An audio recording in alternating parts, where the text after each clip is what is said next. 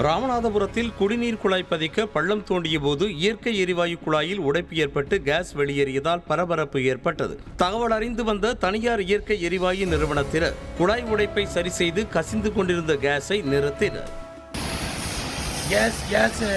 Case வந்து இந்த அளவுக்கு இதாக இருக்குது.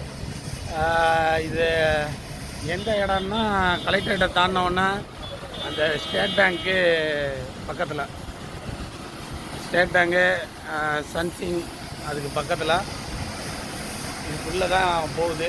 ஆனால் என்ன இன்னும் ஃபயராகாமல் போயிட்டே இருக்குது. இது எப்படி இதாக போகுது என்னன்னு தெரில. நெருப்பு பட்டா வெடிக்குமா என்னன்னு தெரில. இது அடுப்பு கேஸாக என்ன அந்த வாடை தான் வருது. இந்த இடத்துல ஏற்கனவே ஒரு கேஸ் பைப் போனது, ஜேசிபி ஓட்டினதுனால அந்த இதை பிடுங்கி விட்டுருச்சு.